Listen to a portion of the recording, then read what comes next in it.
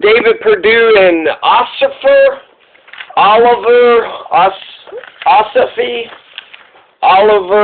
Ossoff. Okay, so John Ossoff is running against David Perdue in the Georgia runoff election that's going to happen January 5th, 2021. Here's an ad. Major General Paul Eaton. Trust each other. But I want to be clear. I don't trust David Perdue. Perdue voted to take away health care from 500,000 veterans. And now, new stock scandals, profiting from contracts for Navy submarines, and an FBI investigation into insider stock trading. Georgia needs a senator who puts our country first. And that's not David Perdue. VoteVets is responsible for the content of this ad. When I trained our That was support Benny, awesome. He said three things. What were the three things? He said that Perdue profited from a Navy contractor stock, that David Perdue stripped health care from almost 500,000 veterans. In his speech, he bragged about firing a bunch of people in the veterans, in the VA. And then it said something about an FBI investigation. And an FBI investigation in The Intercept into insider stock trading. Georgia needs a senator who puts our for insider stock trading. David Perdue is also okay with genocide on Palestine. David Perdue is also against Washington, D.C. or Puerto Rico from becoming U.S. states. He's also pro-private insurance. So Ossoff is for Medicare for all, for D.C. and Puerto Rico statehood. And I'm not sure where he's at on Palestine. So that's just a little update for you. Here's a little Jimmy Dore break. Like ahead of Bernie by like 1/10 of a point, a tie. But Tom Perez stepped in to block the state party from reporting the results because Tom Perez and the DNC mandated this shadow group to create a special software 2 weeks before the Iowa caucus that would allow the DNC access to the real-time raw numbers. You know who else gets access to the real-time raw numbers of elections? The mafia. Seriously. That's awesome that Jimmy Dore and Jordan Sheridan from the Status Quo are getting along. Here you have Twitter. Twitter is sitting there saying, Jimmy Dore went ahead and tweeted this. Hardlands Media retweeted it, but people are desperate and need to see you fight for them and get Medicare for all. Please advocate for Force the Vote. Ilhan Omar, 3 hours ago, Christmas Eve, she responds, yes, we can. Yes, we can with a slim, Democratic majority in the next Congress. Anything can be possible, anything. It will literally take 5 courageous progressive members to get concessions on progressive policies. Oh, I knew Ilhan. We need Ilhan Omar for Speaker of the House. Marie Fonseca, this is an interesting comment about Ilhan, little criticism for him.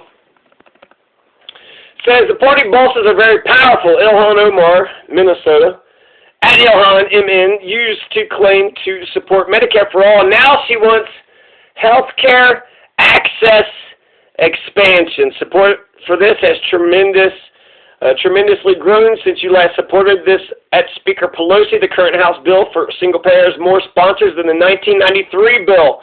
So Nancy Pelosi, there was a video of her saying that the single-payer plan in 1993 was best, or 94. So Ilhan Omar says, let's bring it up for a vote. Ilhan Omar says health care access expansion is the Democrats' most popular policy, and we need to fight for it. So, not exactly force the vote. That's not for Medicare. That's not H.R. 1384. But it's health care. So she's in the conversation. She's for force the vote. You know, maybe she needs to say it better. You know, I don't know if that's good enough for me. Is it good enough for you? Mexican drug cartel.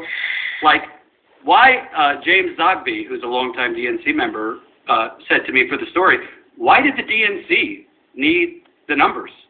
The state parties are supposed to run the elections. Why is the DNC involved with getting the numbers? Why do they need to bless the numbers before they could go out to the public? So there's a lot of beyond shady things.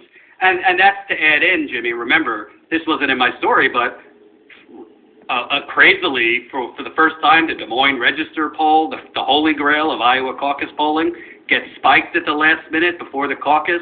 When the results were leaked, Bernie's in first place, Buttigieg is in third place. There's a lot of really shady things. Frankly, the investigation, for my findings, was kind of a joke. I don't know how you investigate anything without speaking with the DNC. The other thing is, since I was a little critical of Jordan, I will say this: the fact that now that Jink has been exposed for being a faux progressive, a right-wing imperialist who wants to, sabotage Jimmy Dore instead of getting us Medicare for all. Jordan Sheridan, he got fired from TYT, and yet here Jordan Sheridan is still here. So, just like the Joker, right? Joaquin Phoenix, didn't he have a movie? I'm still here. In this private meeting, the attorney said, yeah, we didn't actually use any legally compulsory processes. We didn't try to obtain documents from the DNC. We didn't try to compel them for anything. This would be the equivalent of, like, Flint, Michigan, which I've covered a lot, former Governor Rick Snyder telling investigators, yeah, I'm good. I'm busy. I can't speak. Yeah. So you have the Mueller investigation, right? That was the big to-do. Everybody's waiting for the Mueller investigation to come out to see if there was collusion with Russia. The Mueller investigation said that there is no collusion with Russia, but it leaves obstruction of justice open. So did they obstruct justice? Yeah, maybe, but did they collude with Russia? Did Donald and his people collude with Russia in order to take... So Special Counsel Robert Mueller's investigation didn't find sufficient evidence that Donald Trump's campaign coordinated with Russia to influence the U.S. 2016 election, did not take a clear position on whether Trump obstructed justice. There was one quote here that I was wanting to read because it was talking about, at first I was like, what?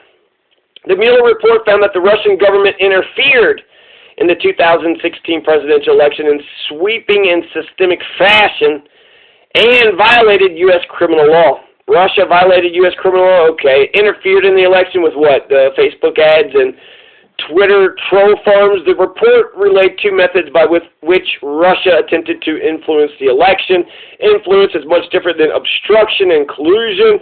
So, yeah, the Mueller report, I was wondering about it because I feel like I went with my gut. It wasn't like I researched, the Russiagate shit, but we didn't find nothing. And then people says, Rachel Maddow, you got some explaining to do.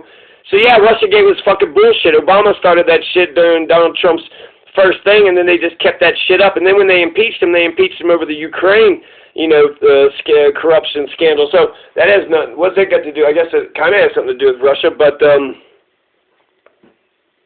Mueller finds no collusion with Russia. So that means the fucking lunch bunch, the fucking Gene Hugar, and all the rest of them fucking Russiagators, on and on about Russiagate, on and on.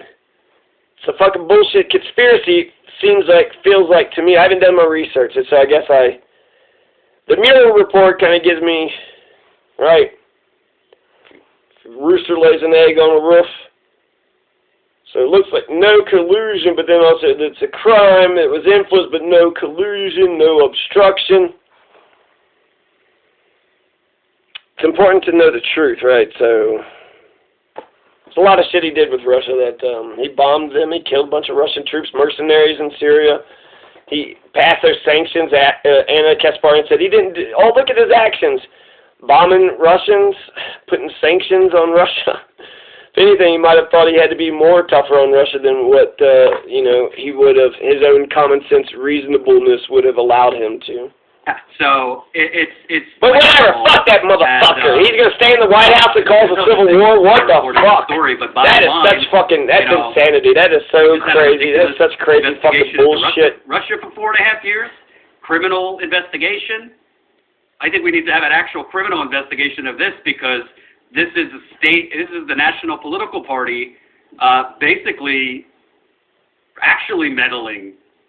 Forget Russia and the boogeyman. The DNC actually meddled, and it had a downstream effect. Remember, I went to New Hampshire after Iowa. We were covering a status coup.